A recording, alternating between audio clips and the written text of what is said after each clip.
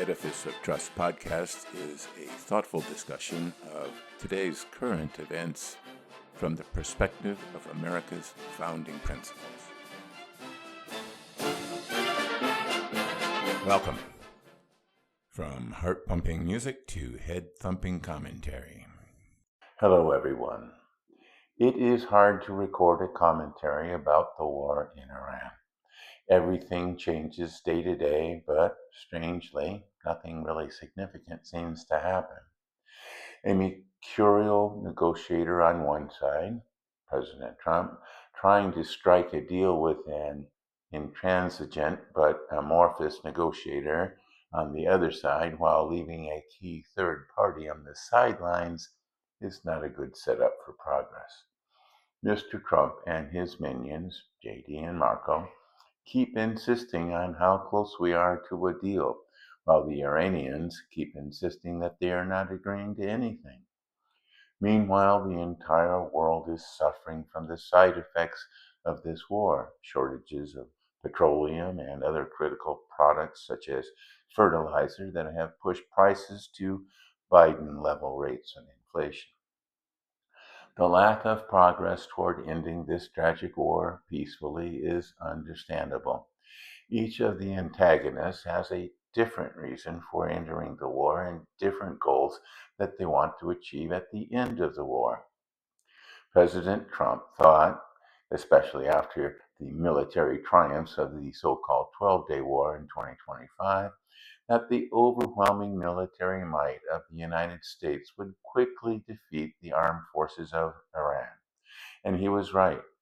The Iranian Army, Navy, and Air Force are almost completely destroyed. What he doesn't understand is why the Iranians don't admit that they were defeated and surrender. It is sort of the same dilemma that Vladimir Putin ran into in his war in Ukraine. Mr. Trump's art of the deal basically consists of bullying the other side into giving up and accepting a bad deal. Just ask the many investors in his bankrupt casinos, or the multitude of contractors and subcontractors he's stiffed over the years. But sovereign countries are a different kettle of fish. Sovereign countries may not hold very good cards, as he told Ukrainian President Zelensky, but they might be playing a different game than he is. When bullying the Iranians didn't work, he tried to buy them off. It worked with the Venezuelans, why not the Iranians? But the Venezuelan leaders are thugs and crooks. The Iranians are fanatics. They cannot be bought off. In his business deals, Mr. Trump dealt with other men, most were probably men, that thought more or less like he did. That is not the case here.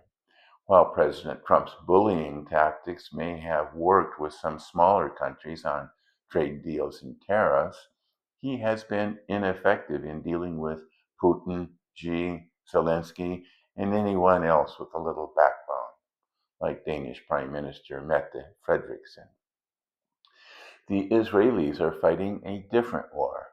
After October 7th, they realized that Iran and its proxies want to kill all the Jewish men, kill the Jewish children in front of their mothers, and then rape and murder the mothers. To the Israelis, this war is existential. They don't want a brokered peace deal. They want victory and a defeat of the Iranian regime. Any peace deal would only give the Iranian regime time and money to rebuild their armed forces and re-strengthen their proxies that surround Israel. Then there would be another October 7th, and another, until Israel was no more and all the Jews were dead. Some peace deal. The Iranian regime has been asserting that they have already won the war, and as of this moment, they are correct, because any cessation of conflict that leaves the regime in power is a victory for them. The initial attack by U.S. and Israeli forces wiped out almost the entire leadership of Iran, both the clerics and the Islamic Revolutionary Guard Corps, or IRGC. But the regime somehow survived.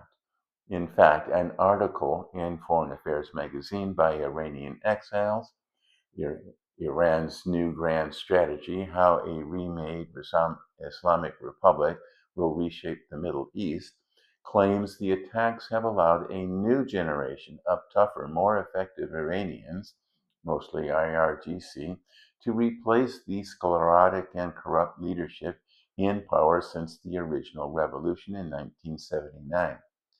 If true, Iran would emerge from the conflict richer and more powerful, with a diminished U.S. banned from the Middle East and Israel facing extermination.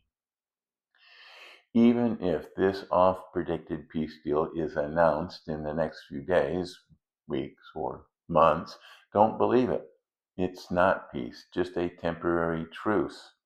The Iranian regime has been fighting its war with the West for 47 years, and they are not about to give it up. Rope-a-dope worked great for Muhammad Ali, and it is working pretty well for the Iranians too. As soon as any deal is signed, the Iranians will start to lie and cheat to evade any restriction that they agreed to. It doesn't matter if you cheat infidels. Former Secretary of State Condoleezza Rice writes in a Wall Street Journal op-ed, What the U.S. Has Accomplished in Iran, that the U.S. Israeli military force has greatly weakened the Iranian position in the Middle East, and that a strategic pause will work in our favor. I'm not so sure. But even so, she qualifies her statement by saying, quote, strategic patience is hard and it isn't always satisfying, but time is on the side of the U.S. and its allies. Reaching no deal is fine. Reaching a bad deal isn't. Any deal or pause that allows the current regime to recover and regroup is a bad deal. If our Iranian exiles are correct, this new regime in Iran will be even more difficult to work with, but more efficient than the old regime. If it is allowed to continue, the future of not only Israel but the entire Middle East will be very unpleasant for decades to come. The Iranian regime has got to go, but getting rid of it will be very difficult. It cannot be done from 30,000 feet. It will require boots on the ground. The initial stage of this war with Iran has been relatively bloodless. The next stage will not be so lucky. There will be U.S. casualties. There will be Israeli casualties. There will be many more Iranian casualties. But that will not stop them. They have the will to fight, and they are willing to accept high losses. The fate of the Iranian civilians is not of great concern to them. The Israelis will be willing to accept high rates of casualties. What choice do they have? The weak link is the U.S. If President Trump backs down from cleaning up the mess he created, he will go down as one of the worst presidents ever. I hope he remembers that. Thanks for watching.